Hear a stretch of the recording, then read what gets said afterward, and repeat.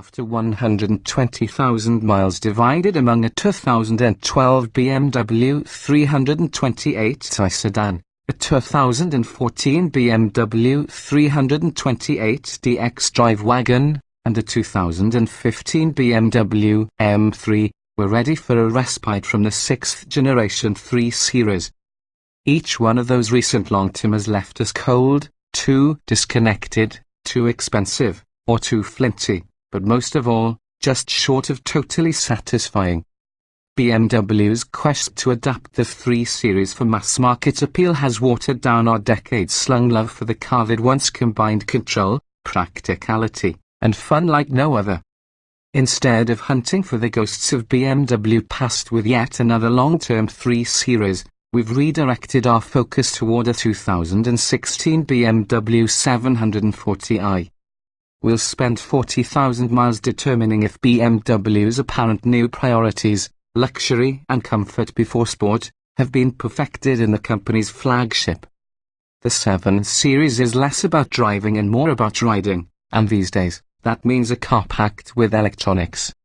The 6th generation 7 Series takes the first baby steps toward automated highway driving with optional adaptive cruise control and brief stints of self-steering lane keeping.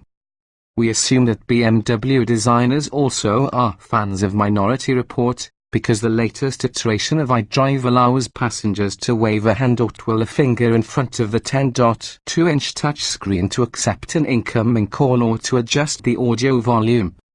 Yes, the gesture controls are every bit as gimmicky and imperfect as they sound. Looking beyond the silicon and semiconductors, this new G11 chassis blends high-strength steel, cast and extruded aluminium, carbon fiber, and magnesium for a lighter unitized structure. Expensive, but not that expensive. We've been conditioned to think of the 7 Series as a 6-figure car, so we impressed ourselves when we ordered our long-timer with a $96,095 price tag. It helped to start with the least expensive 7 Series, an $82,295 rear-wheel drive, 6-cylinder 740i, because from there we positively splurged on indulgences. The $3,900 luxury seating package with cold weather brings heated, ventilated, and massaging power rear seats, a heated steering wheel, heated front and rear armrests, and a 7.0-inch Samsung tablet in the rear console that allows control of just about everything in the car except for the steering wheel and pedals.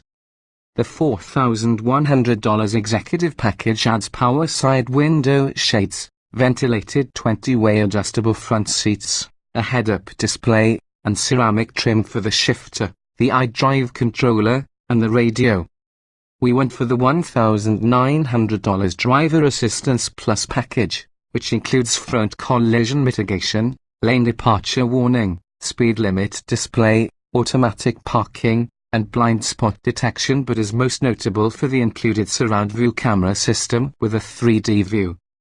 BMW uses 4 cameras to stitch together an image that looks as if your personal cinematographer is filming the car from 10 feet away, and you can pinch the air and wiggle your wrist to rotate around the car for different angles. The jury is still out on whether this is more useful than the bird's eye or traditional vantages. These are also selectable views in the 7 Series, but this bit of tech feels less like a gimmick and more like something truly innovative. Notably, we skipped the Driver Assistance Plus 2 package that adds adaptive cruise control and active lane keeping for $1,700. We don't expect to miss either feature much.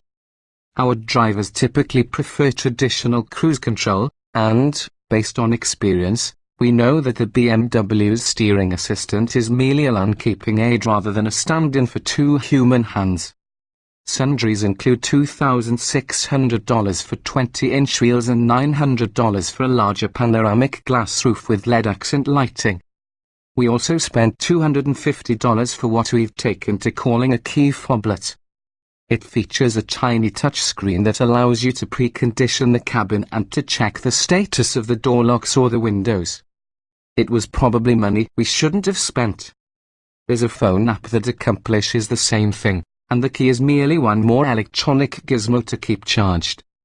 Finally, we dropped $150 for a space-saver spare, which had some additional security against being stranded, over and above the standard run-flat tires, but comes with a penalty of raising the trunk floor by about 6 inches. Driving the thing, we weren't expecting sports car moves, so we were surprised when the 320 horsepower 6-cylinder made such light work of the burden it carries. At the track, the 4,385-pound 740i reached 60 miles per hour in only 4.8 seconds, and a panic stop from 70 miles per hour required just 159 feet of roadway. The skid pad figure of 0.86 grams qualifies as respectable, although not exactly impressive. Several logbook commenters have noted how soft the ride is, particularly in the car's Comfort Plus mode. One staffer even compared the 740i to a Kia K900, a recent and unloved long-timer in our fleet. Bizarrely, that plush suspension tune doesn't mean the ride is entirely comfortable. Our 7 Series seems to be affected by a paradoxical chassis tuning in which the suspension doesn't provide enough body control, but the wheel impacts are too harsh. Over sharp lateral features such as expansion joins, the 740i pounds and smacks the pavement. The run-flat tires likely don't help, but we've never had this problem with a Mercedes-Benz S-Class on run-flat rubber. Despite the persistent drumbeat of complaints about the stiff tires, the 740i is still a wonderful way to cover big mileage.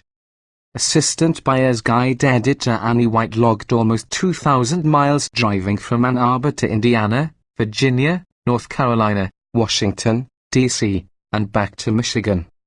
By far the most comfortable car I have ever road-tripped in, she wrote.